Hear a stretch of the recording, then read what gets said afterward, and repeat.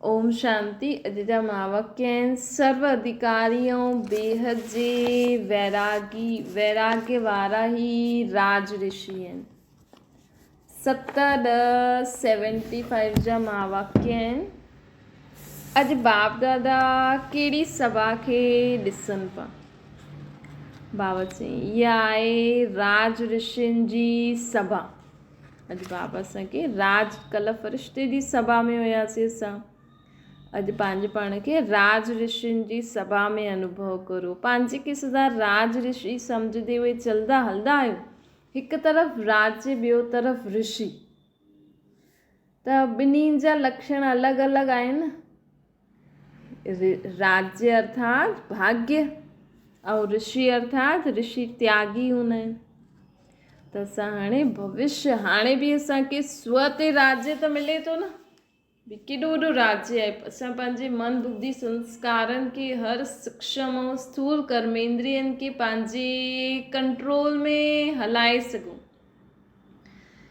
हीउ केॾो वॾो राज्य आहे न। माण्हू अॼुकल्ह पंहिंजे मन सां ई परेशान आहिनि, पंहिंजी बुद्धि सां परेशान आहिनि, पंहिंजे संस्कार स्वभाव सां परेशान आहिनि, पंहिंजे शरीर खे नथा संभाले सघनि, पंहिंजे मन बुद्धि संस्कार खे नथा संभाले सघनि। तॾहिं त माण्हू अॼु हिकु ॿारनि खे ऐं हिक ॿिए खे नथो संभाले सघे न। त असां राज ऋषि अर्थात हिकु तरफ़ असांखे हाणे कहिड़ो राज्य थो मिले, सूक्ष्म ऐं स्थूल कर्मेंद्रियनि ते राज्य प्राप्त आहे न असांखे। ॿियो तरफ़ असां त्याग बि कयो आहे। त्याग कयो आहे त भाग्य बि मिलियो आहे। वैसे भाग्य जे अॻियां त्याग त कुझु बि न आहे। उहा आहे सर्व अधिकारी ऐं उहा पोइ आहे ऋषि अर्थात बेहद जे वैरागी।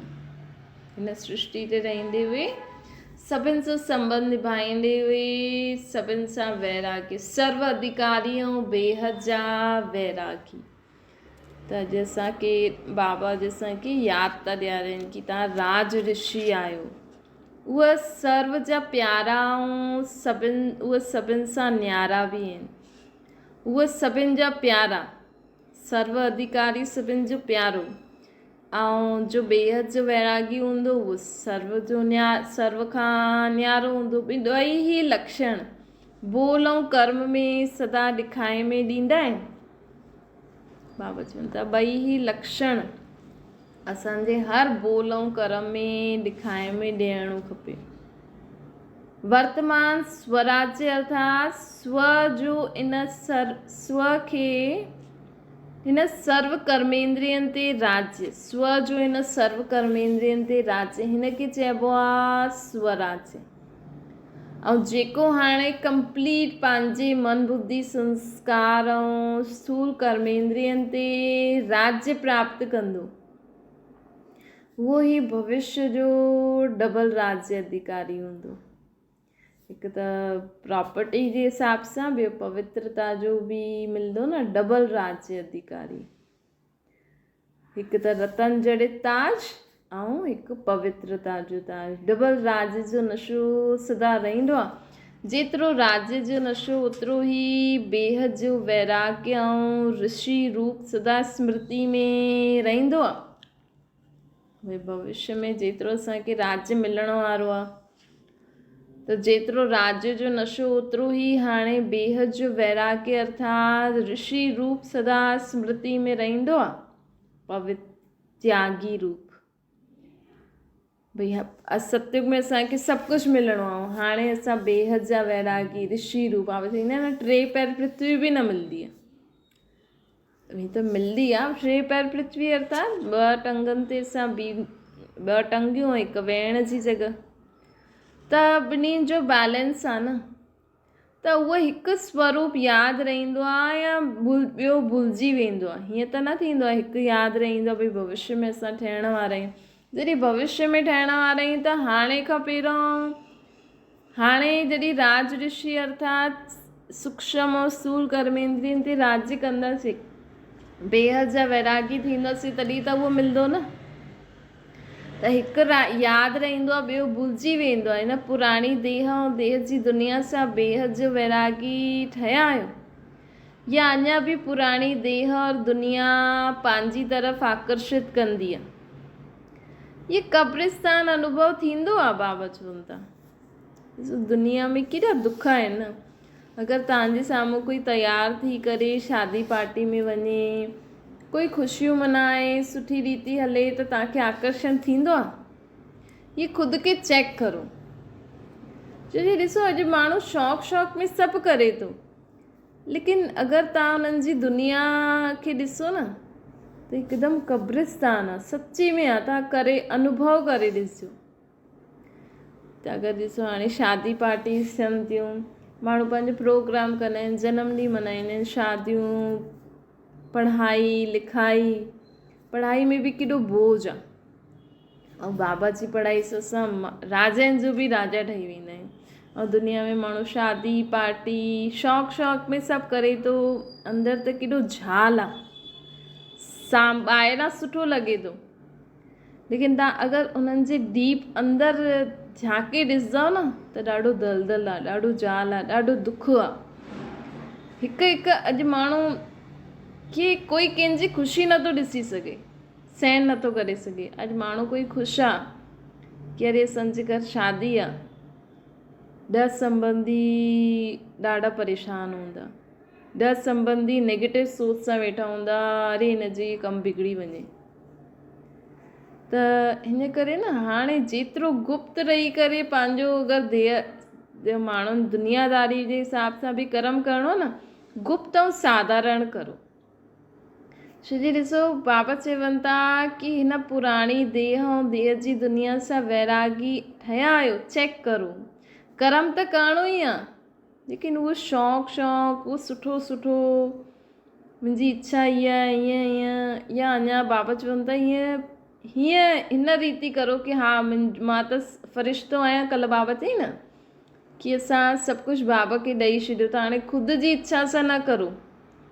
बाबा जी सेवा सम्झी करे ॿारनि जी शादी वादी प्रोग्राम जो बि कराइणो आहे, इहा सेवा आहे मुंहिंजी बसि। जेके ॿिए जी धीअ वटि कंहिं ॿिए वटि पैसा न हूंदा आहिनि, त उन्हनि जी शादी कराईंदा आहिनि न कोई हीअं। मां त बाबा जे ॿार जी बाबा खां परमिशन वठी करे भई मां हिननि जो शादी प्रोग्राम करां थी। मुंहिंजो कोई इंट्रस्ट न आहे कंहिंसां बि। सेवा अर्थ हुन में बि बाबा जी श्रीमत अनुसार हर कर्म करो, त असांजे नए धर्म जी स्थापना जे निमित्त थी वेंदो। हाणे बि पुराणी देह पुराणी दुनिया आकर्षित कंदी आहे, ये कब्रिस्तान अनुभव थींदो आहे। सभी मूर्छित हुई आत्मायूं नज़र ईंदियूं आहिनि, सभी बेहोश आहिनि हिन समय, ख़ुदि खे थोरी ॼाणंदियूं आहिनि, बाबा खे थोरी ॼाणंदियूं आहिनि। रीस में सभु करनि था, या सिर्फ़ु चइण मात्र ई चईंदा आहियो। ये सभु मरल आहिनि, अर्थात कब्रिस्तान आहिनि, ख़ुदि खे भुलिजल आहिनि। दिखावे वारी दुनिया में माण्हू जिंदो, उहो बि जीअं मुर्दो आहे। कुझु सम्झायो त सम्झनि ई नथा, जीअं त गहरी निंड में सुम्ही पिया आहिनि। जेसि ताईं उहो अनुभव न थींदो, तेसि ताईं तव्हांखे बेहद जो वैराग्य न ईंदो। तेसि ताईं तव्हांखे ॿियनि जा सुठा कपिड़ा, गहना, चीजियूं, ॿारनि जी उन्हनि जा ॿार एॾा अॻियां वधी विया, मुंहिंजा रहिजी विया, इहे सभु तव्हांखे आकर्षण कंदो। त हिन में चेक करो। असांखे कर्म त करिणो ई आहे, लेकिन जेको थिए थो उन में ख़ुशि रहो, संतुष्ट रहो। अॼु जी दुनिया में बि हद जा वैरागी जंगल में या शमशान में वेंदा आहिनि, इन करे गायन आहे शमशानी वैरागी। त जेसि ताईं इहा दुनिया शमशान आहे, ईअं अनुभव न थींदो, त सदाकाल जो बेहद जो वैराग्य इहो अनुभव कीअं थींदो। त अॼु बाबा असांखे चवनि था कि सदाकाल जो बेहद जो वैराग्य अनुभव करिणो आहे। मतिलबु सभु कुझु हूंदे हुए, यूज़ कंदे हुए, संबंध निभाईंदे हुए बि असांजो शौक़ु न हुजणो खपे, असांजो इंट्रस्ट कंहिंमें हुजणो खपे, असांखे बाबा जहिड़ो ठही करे परमधाम में बि बाबा जे नज़दीक रहणो आहे, ऐं पोइ सत्युग में बि ब्रह्मा बाबा सां गॾु अचिणो आहे। पंहिंजे पाण खां पुछो कि ऋषि ठहियो आहे? अहिड़ा निश्चय बुद्धि वैराग्य सां गॾु गॾु अधिकार जी ख़ुशी में बि रहंदा, त राज ऋषि ठहिण लाइ जेतिरो ई राज्य जो नशो ओतिरो ई बेहद जो वैराग्य जो नज़ारा ॿई ही साथ साथ अनुभव थियनि। मतिलबु भविष्य राजधानी बि ऐं हाणे बेहद जो वैरागी बि अनुभव थिए। जेतिरो क़ब्रिस्तान अनुभव थींदो ओतिरो ई परिस्तान साम्हूं ईंदो। जॾहिं ये दुनिया क़ब्रिस्तान में त सभु जलदा आहिनि न, त जेतिरो असांखे दुनिया क़ब्रिस्तान अर्थात सभु मरल पिया ऐं सभु जलनि था। मतिलबु सभिनि जी डेड बॉडी पुराणो आदि सभु जली वियो पूरी दुनिया मां। हुन खां पोइ छा ईंदो? पंहिंजो परिस्तान। बाक़ी आत्मायूं मथे हली वेंदियूं। त्याग सां गॾु गॾु भाग्य बि स्पष्ट साम्हूं ॾेखारे में ॾींदो आहे। संपूर्ण राज ऋषि जी स्थिति जॾहिं बि तव्हांखे ईअं दुनिया में कंहिंसां आकर्षण थिए न, सम्झो कहिड़ा कपिड़ा ॾिसो, कंहिंजा गहना ॾिसो, कंहिंजा ॿारनि जी पढ़ाई डिग्री या जो बि तव्हांखे दुनिया में थींदो आहे, तुरंत यादि करे छॾिजो अरे बाबा त असांखे एॾो सुठो सोने हीरे जा महल ॾिना आहिनि, इहे हिननि जे अॻियां छा आहे? कुझु बि न आहे।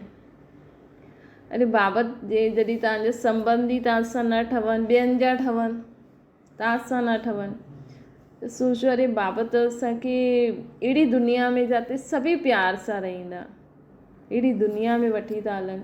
कोई ॻाल्हि कोन्हे, इहे मूंसां नथा ठहनि त इन्हनि जो बि कल्याण थिए। बाबा चई न कंहिंसां नफ़रत घृणा न करणी आहे, सभिनि जो कल्याण थिए। संपूर्ण राज ऋषि जी स्थिति अर्थात नशो निशानो ॿई स्पष्ट थींदो आहे। नशो रहे कि हाणे मां बेहद जो वैरागी, नशो रहे कि मां विश्व जो राज्य अधिकारी ठहिण वारो आहे, त उहो कीअं ठाहींदासीं? हाणे जॾहिं सभिनि सां वैरागी हूंदो। निशानो आहे संपूर्ण स्टेज।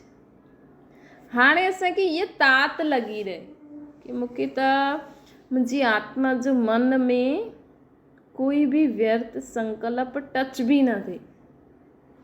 ईंदा आहिनि न अञा बि व्यर्थ संकल्प, बुद्धि मुंहिंजी ॿियो काॾे वञे ई न, सदा बुद्धि बाबा वटि परम धाम में रहे, मन में बाबा जी यादि रहे, ऐं मुंहिंजा संस्कार हिकु बि आसुरी स्वभाव संस्कार न हुजणु खपे। मतिलबु मुंहिंजी आत्मा हिन सृष्टि ते रहंदी हुई जीअं बाबा हिन सृष्टि ते रहंदे हुए पाठ ज्ञान ॾींदा हुया न, पंहिंजो कर्म करणु ईंदा हुया, उअं ई मूंखे बि ओड़ी स्थिति धारण करे हिन सृष्टि ते पाठ वॼाइणो आहे। इहा असांजी निशानो हुजिणो खपे।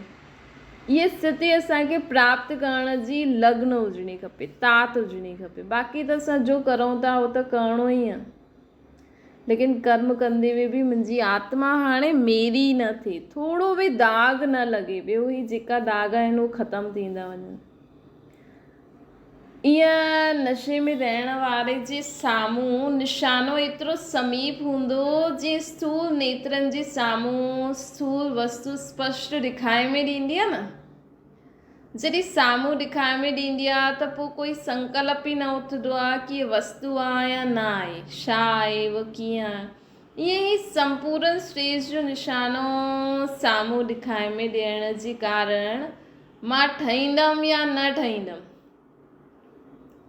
ये त प्रश्न ई न उठंदो। वह संपूर्ण स्टेज कंहिंखे चइबो आहे, ये क्वेश्चन ई समाप्त थी वेंदो। असांखे पंहिंजी संपूर्ण स्टेज प्राप्त थी वई त सभु क्वेश्चन समाप्त थी विया कि मां ठहींदमि न ठहींदमि, कॾहिं थींदो। पंहिंजी संपूर्ण स्टेज जी निशानियूं स्वयं में स्पष्ट नज़र ईंदियूं आहिनि, अचणियूं खपनि। बाबा चवनि था उहे निशानियूं छा हूंदियूं?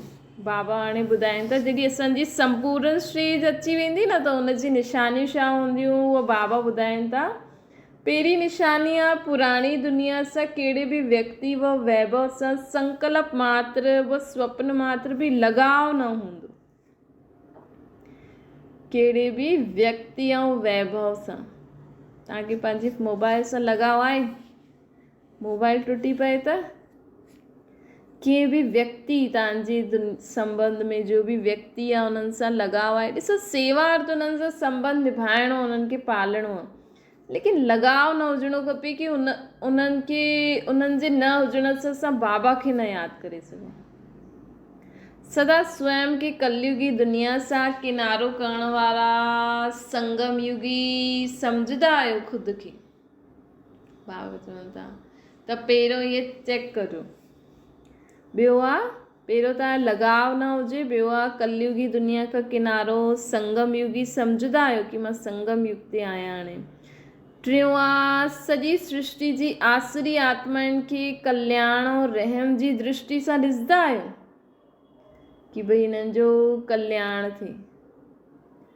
चौथों आहे सदा स्वयं खे बाप समान विश्व सेवाधारी अनुभव कंदा आहियो। पंजों आहे हर परिस्थिति व परीक्षा में सदा स्वयं के विजयी अनुभव कंदा आहियो। विजयी मुंहिंजो जन्म सिद्ध अधिकार आहे। अहिड़ो अधिकारी स्वरूप सम्झी करे हर कर्म कंदा आहियो कि मां विजयी आत्मा आहियां। छठों आहे सदा त्रिमूर्ति तख्त नशीन अनुभव कंदा आहियो। त्रिमूर्ति हिकु बाप जे दिल तख्त, ब्रुकुटी जे तख्त ते ऐं विश्व जे तख्तदारी। सतों आहे त्रिकालदर्शी पंजी स्मृति स्वरूप।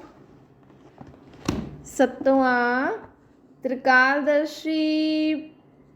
त्रिकालदर्शी पंजी स्मृति स्वरूप थियण जे कारण हर कर्म जा 3 कालनि खे ॼाणण करे हर कर्म खे श्रेष्ठ कर्म व सुकर्म ठाहींदा आहियो।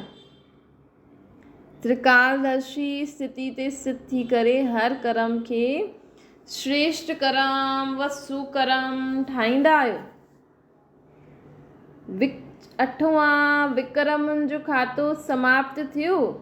अनुभव थींदो आहे कि जॾहिं असांजे विक्रमनि जो खातो समाप्त थी वेंदो न त असांजे जीवन में ख़ुशी वधंदी आहे। 9 आहे हर कार्य हर संकल्प सिद्ध आहे ई। ईअं अनुभव कंदा आहियो कि असांजो हर संकल्प हर कार्य सिद्ध आहे ई। ईअं अनुभव कंदा आहियो। पुराणे संस्कार व स्वभाव सां उपराम अनुभव कंदा आहियो। पुराणे संस्कार व स्वभाव सां उपराम सदा साक्षी पंजी सीट ते स्वयं के सेट अनुभव करो। ये 9 पंहिंजे पुराणे स्वभाव संस्कार खां उपराम सदा साक्षी पंजी सीट ते स्वयं के सेट अनुभव कंदा आहियो। ये निशानियूं ऐं निशानो बि आहे। त अहिड़ा राज ऋषि ठहिया आहियो बाबा चवनि था। पहिरियों बाबा चई पुराणी दुनिया वैभव व्यक्ति वैभव सां लगाव न हुजे। ॿियो बाबा चई संगम युगी सम्झो। ॿियो बाबा चई सॼी सृष्टि जी आसुरी आत्माउनि जो कल्याण ऐं रहम जी दृष्टि सां असां उन्हनि खे ॾिसूं भई हिननि जो कल्याण थिए, हिननि ते रहम थिए। हीअं न हिन जो बुरो थी वञे, हीअ असांजो चयो न थी वञे न हिन जो बुरो थी वञे, न सभिनि जो कल्याण थिए। रहम जी दृष्टि सदा स्वयं के बाप समान विश्व सेवाधारी हर परीक्षा में विजयी अनुभव करो। विजय मुंहिंजो जन्म सिद्ध अधिकार आहे। त्रिमूर्ति तख्त नशीन त्रिकालदर्शी पंजी स्थिति में स्थित थी करे कर्म सुकर्म ऐं श्रेष्ठ कर्म विक्रमनि जो खातो समाप्त हर कार्य ऐं संकल्प सिद्ध आहे ई। पंहिंजे पुराणे स्वभाव संस्कार सां उपराम सदा साक्षी पंजी स्थिति सीट ते सेट रहूं। त इहे सभु निशानियूं बि आहिनि ऐं इहे असांखे निशानो बि आहे, असांखे अहिड़ो ठहिणो बि आहे। त निशानियूं आहिनि, अगरि असां में इहे सभु विशेषतायूं आहिनि त सम्झो असां पंहिंजी संपूर्ण स्थिति जे नज़दीक आहियूं। ऐं अगरि न आहियूं त असांखे इहे प्राप्त करणियूं आहिनि, इहे असांजो निशानो आहे, अहिड़ो ठहिणो आहे। अहिड़ा राज ऋषि ठहिया आहियो। टाइटल त राज ऋषि जो मिलियो आहे त टाइटल जो आहे ओड़ो प्रैक्टिकल कर्म बि करणो खपे न। भई कंहिंखे डॉक्टर जो टाइटल त मिली वियो, लेकिन डॉक्टर जहिड़ा कमु न करे त कोई मञंदो इहे डॉक्टर आहे। त बाबा चवनि था असां चईंदा आहियूं असां राज ऋषि आहियूं। त अहिड़ा जेका बि बाबा 10 पॉइंट ॿुधाई ओड़ा लक्षण असां में ॾेखारे में ॾियणा खपनि न माण्हुनि खे। चऊं असां राज ऋषि ऐं व्यक्ति ऐं चीज़नि में खाइण पीअण में ई असांजो लॻाव आहे। सॼो ॾींहुं सुपिने में बि इहा माण्हू ऐं खाइण पीअण ऐं चीजूं ई नज़र थी अचनि। हा भई खाइणो त आहे, पाइणो त आहे, संबंध त निभाइणो आहे, लेकिन सदा सॼो ॾींहुं थोरी उहो त जॾहिं खाइणो हूंदो उन समय संकल्प करो, जॾहिं जंहिं व्यक्ति सां कमु हूंदो उन समय उन सां संबंध निभायो, जॾहिं जो कपिड़ो ख़रीदणो आहे पाइणो आहे उहो संकल्प करो, भई कपिड़ा बि त पाइणा ई आहिनि, लेकिन उहे उन्हनि जे कारण सां बाबा खे न भुलिजी वञो। ब्रह्मण अर्थात चइणो, करणु, सोचणो, ॻाल्हाइणु, ॿुधणो, स्वरूप में लाइणु हिकु समान, सभु ब्रह्मण आहियो न। हिकु सेकेंड में जाते पंहिंजे खे चाहियो हुन स्थिति में स्थित करे सघंदा आहियो। अहिड़ा एवर रेडी ठहिया आहियो। अशरीरी ठहिण जो अभ्यास एतिरो ई सरल अनुभव थींदो आहे जीअं शरीर में अचणु अति सहज लॻंदो आहे न, भई वाच में त फटाफट अची वेंदा आहिनि। जीअं तव्हां इहो अभ्यास करो, हाणे मां कर्म थी करां, वाच में आहियां या ॿुधां थी हाणे बसि मां आत्मा, पोइ जीअं असां वाच ऐं कर्मणा में जल्दी था अची वञूं, उअं ई असां देह सां न्यारा बि जॾहिं असांखे योग में वेहींदा आहियूं या हिकु सेकेंड अभ्यास कंदा आहियूं त जल्दी मथे बि वञिणो खपे। रूहानी मिलिट्री आहे न, मिलिट्री अर्थात हर समय सेकेंड में ऑर्डर खे प्रैक्टिकल में लाइण वारा। हाणे ऑर्डर थिए अशरीरी थी वञो त एवर रेडी आहियो या रेडी थियणो पवंदो। अगरि मिलिट्री रेडी थियण में समय लॻाईंदी त विजयी थींदा, बाबा पुछनि था।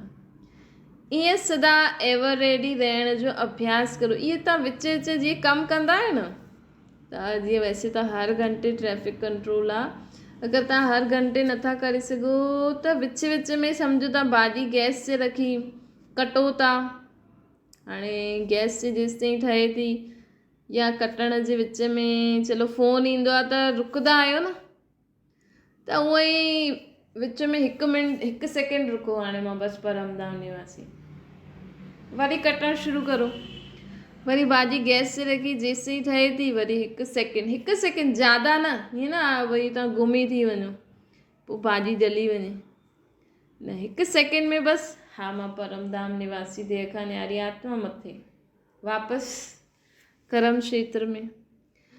हीअं बाबा चए थो ईअं अभ्यास करो त कर्म क्षेत्र में ब्रह्मा बाबा बि त कर्म कंदे ई संपूर्ण स्थिति प्राप्त कई न। हीअं न सोचो कॾहिं शाम ते कॾहिं सुबुह जो आहे, सुबुह जो करे छॾियो बाबा खे, आज शाम जो कयो, सुबुह जो मुरली पढ़ी छॾी न, मुरली जा बि पॉइंट्स नोट करो, साम्हूं डायरी रखो, न त मोबाइल में फ्रंट वारो पेज उहो ठाहे छॾियो, हा भई अॼु बाबा छा चई, जल्दी सां रिवाइज़ करो, बसि मनन शुरू।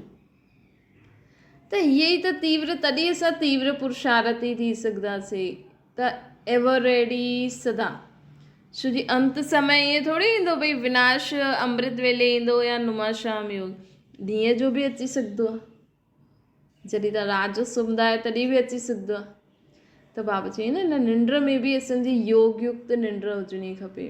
अगरि असां सुम्ही पिया ऐं हिकदमि सां विनाश अची वियो त उन समय बि फटाफट हा बाबा हलो, बसि बैग बैगेज पैक हुजे, त ईअं असांखे एवर रेडी ठहिणो आहे। अच्छा, अहिड़ा सदा सर्व अधिकार जे नशे में रहण वारा संगम युगी श्रेष्ठ ब्राह्मण, स्वराज्य ऐं विश्व जे राज्य जे नशे में रहण वारियूं श्रेष्ठ आत्माउनि खे बाप दादा जो यादि प्यार ऐं नमस्ते।